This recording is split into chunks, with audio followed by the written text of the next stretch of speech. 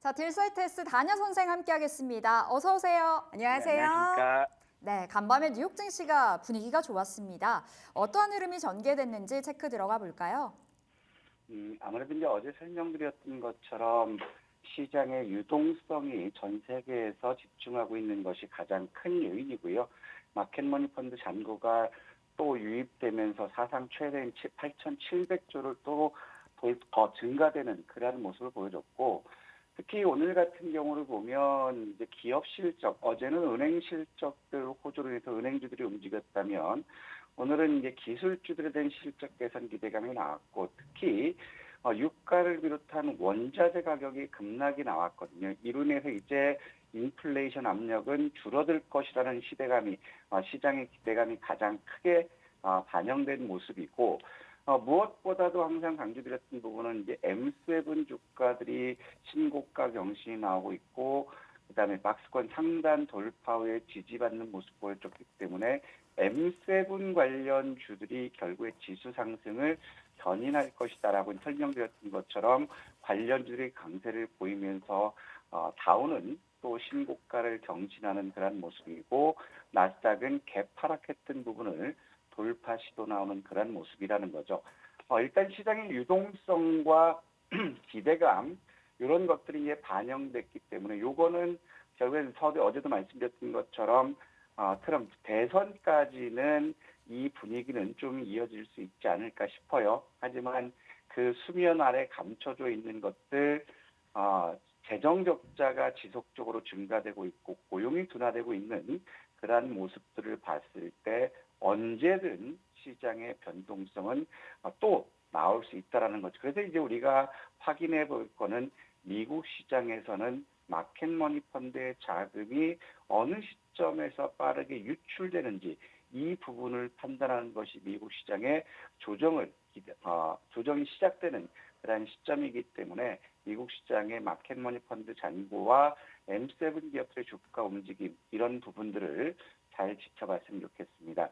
이런 것들이 반영되면서 미국은 이제 반도체가 강세를 보였고 은행과 헬스케어, 비철금속 이런 쪽들이 움직였어요. 반면에 전기수소차라든가 연료전지, 석유, 게임주들이 약세를 보이는 모습이었고, 이런 상황에서도 이제 코인베이스가 급등을 보였죠. 왜냐하면 비트코인이 트럼프가 점차적으로 우세를 점치는 그러한 국면이기 때문에 시장은 트럼프의 당선을 기대하는 그러한 모습이에요. 그래서 코인베이스가 강세를 보였고 ARM이라든가 퀄컴, 마벨테크, 그다음에 어플라이드 머티리얼, ASML 같은 반도체 장비주들이 움직였죠. 이 반도체 쪽들이 시장에 상승하게 된 배경을 보면은 전일 소개드렸던 것처럼 엔비디아의 블랙롤이 1년치 수주일 거면 다 채웠다. 그래서 이제 그 엔비디아 중심으로 해서 반도체를 이끌어가는 모습이고, 줌 비디오라든가 마이크로 스트래터지라든가 이런 쪽들은 크게 하락하는 그런 모습 보여줬어요. 특히 미국 시장에서 보면 ETF 시장 역시도 가상화폐가 급등을 하는 모습 보여줬고, 반도체와 IT, 건설, 헬스케어 쪽들이 강세를 보였죠. 그리고 원유와 2차 전지, 그다음에 클라우드 섹터들이 약세를 면치 못했어요.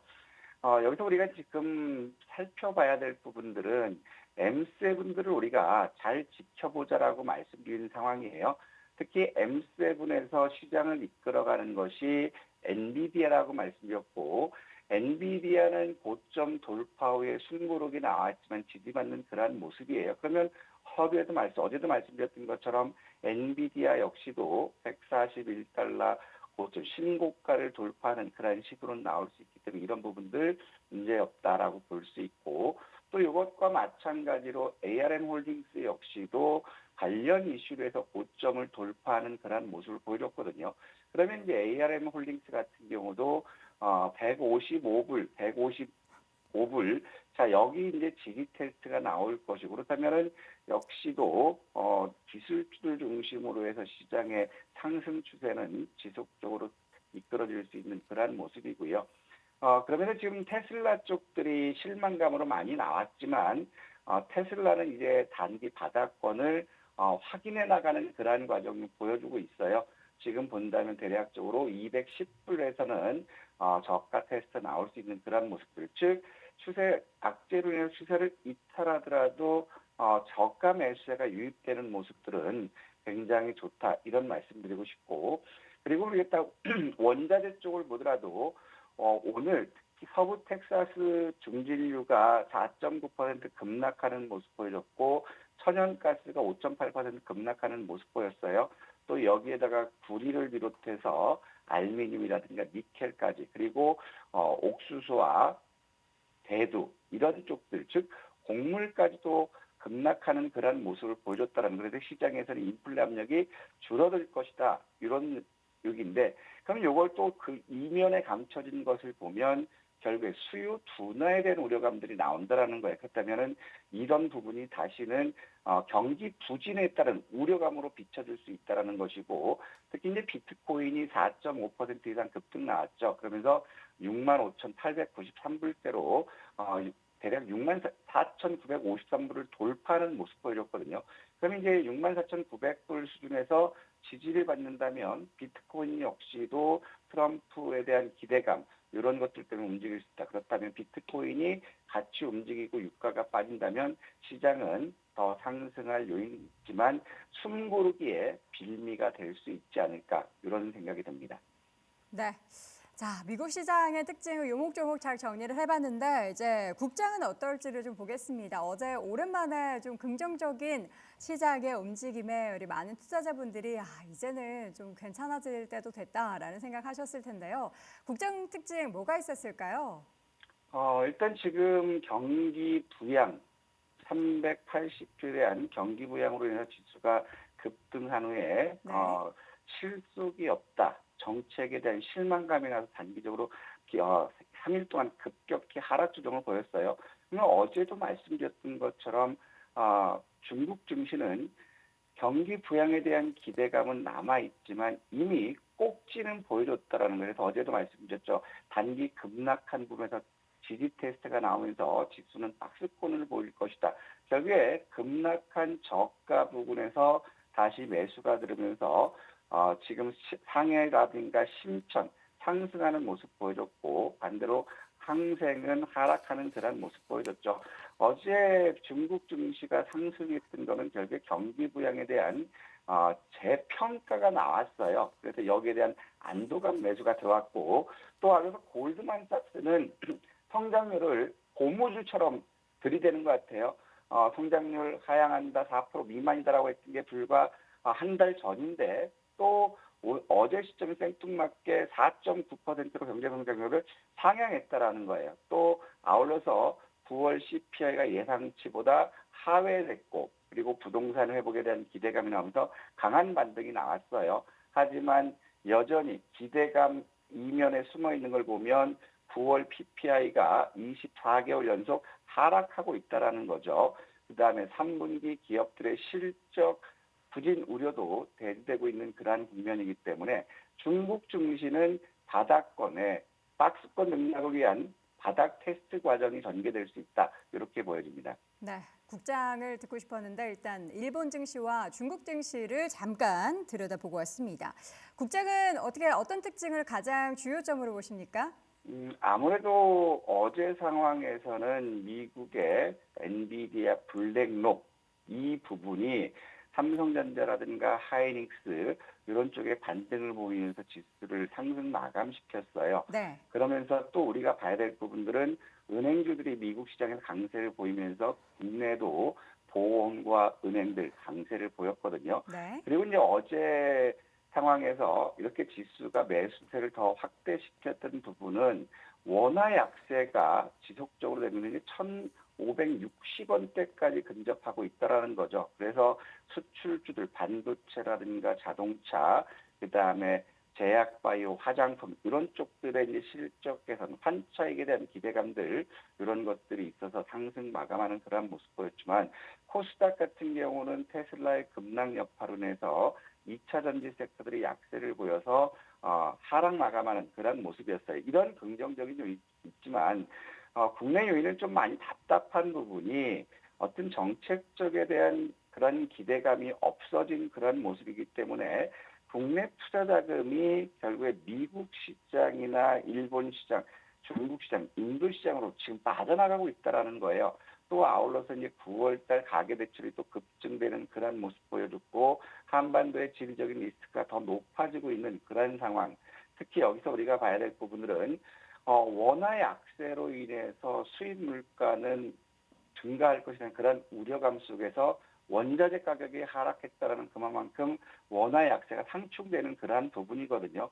하지만 이렇게 원화가 약세 기조가 가파르게 나왔다라는 것은 대외적으로 봤을 때 한국의 경제 여건에 대한 불확실성이 더 높아질 수 있다는 우려감과 그에 못지않게 수입 물가 상승에 따른 일반 서민들의 소비 위축까지도 우려될 수 있는 그러한 부분이기 때문에 지금 우리 경제 여건이나 주식 시장을 보면 진퇴양난에 빠진 그러한 모습이 아닌가.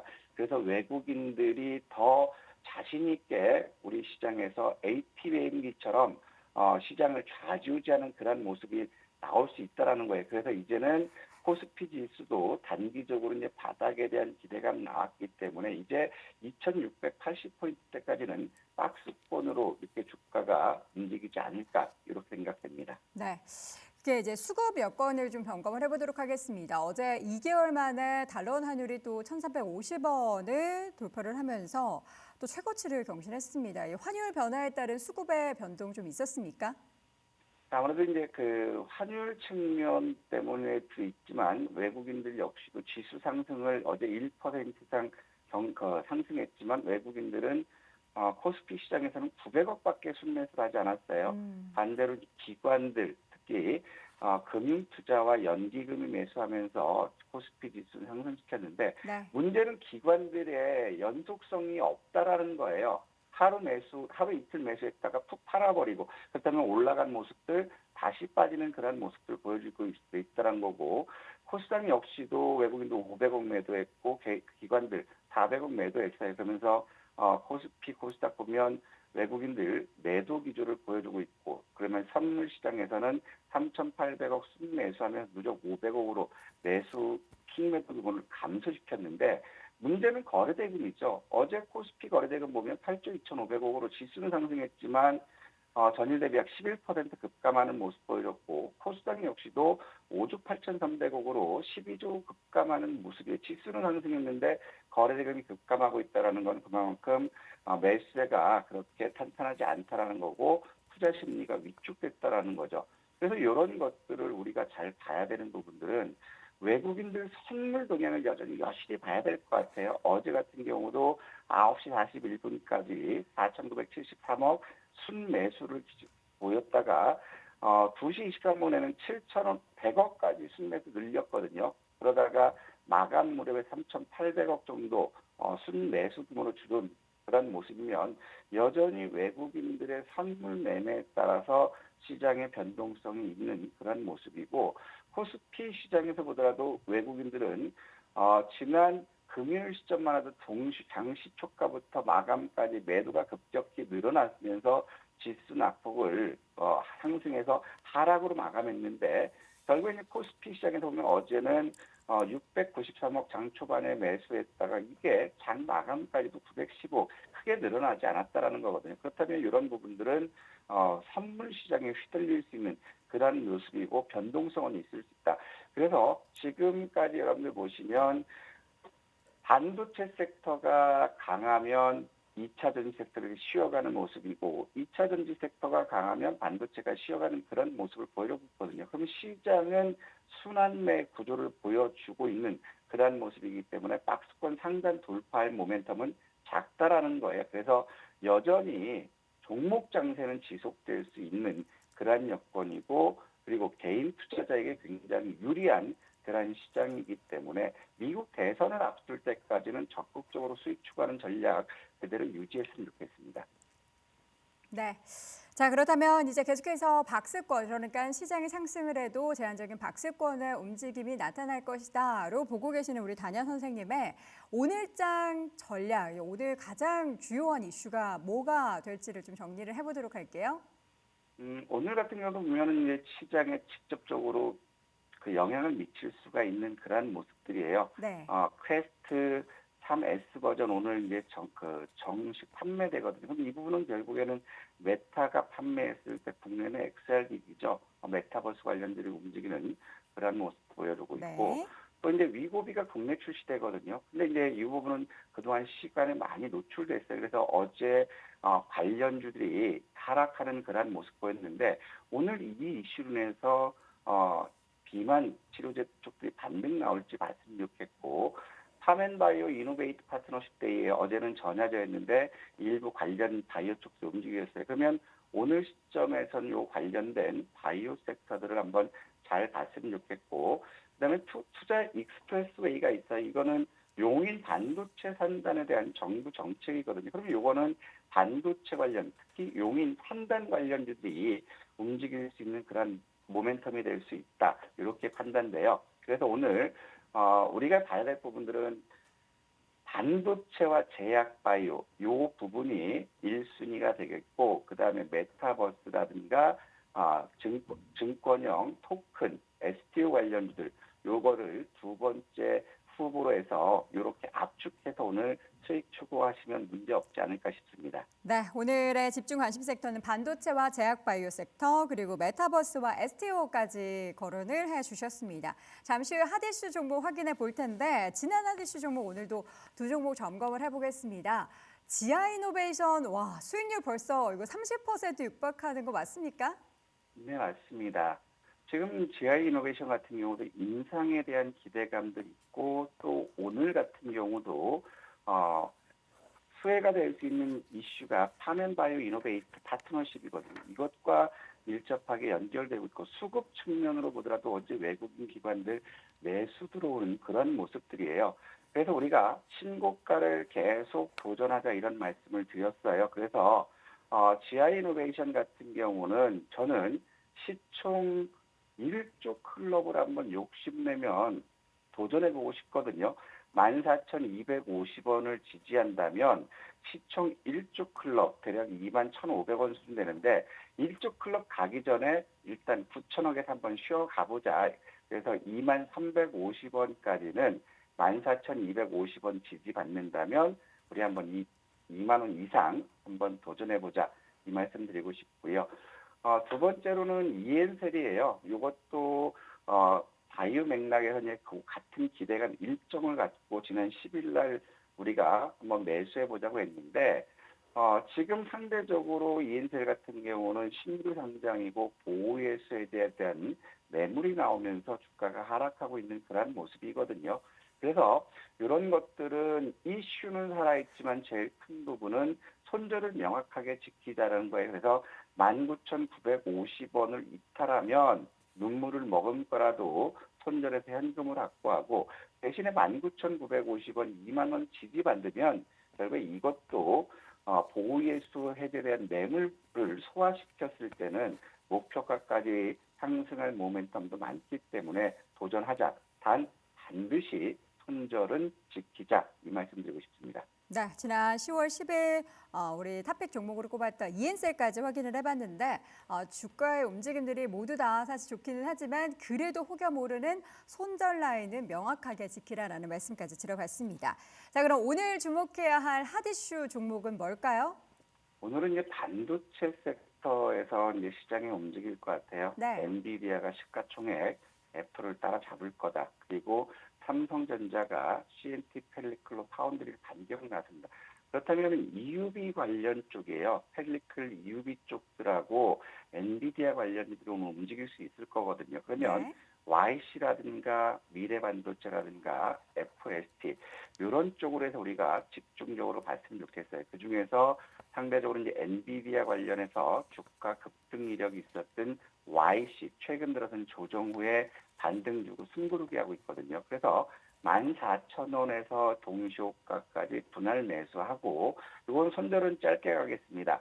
13,500원 이탈을 손절 목표로 잡으시고, 목표가는 이제 직전 고점이에요.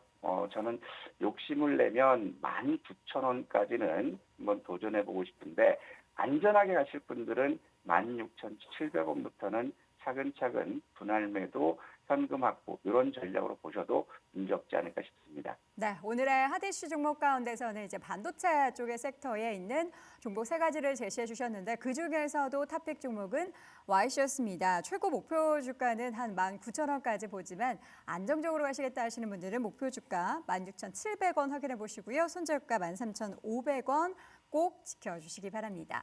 자, 오늘 시간의 거래에서는 종가 기준으로 단일가 특징적인 종목은 또 뭐가 있었을까요?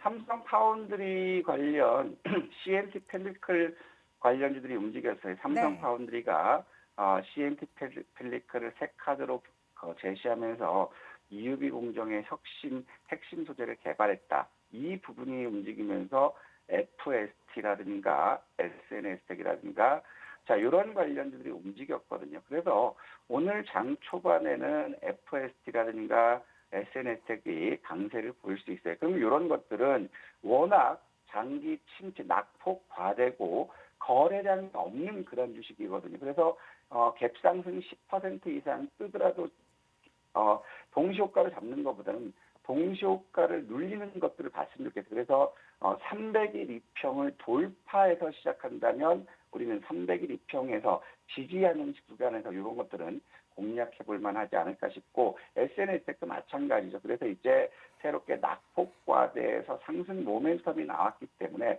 시간에 관련돼서는 이 두 개를 잘 지켜보자 이런 말씀드리고 싶습니다. 네, 오늘 반도체 관련한 이슈가 참 많은데요. 관련해서 또 시간의 단일가 종목 가운데서는 FST와 SNS텍을 말씀해 주셨는데 이 종목의 추이도 잘 지켜보겠고요.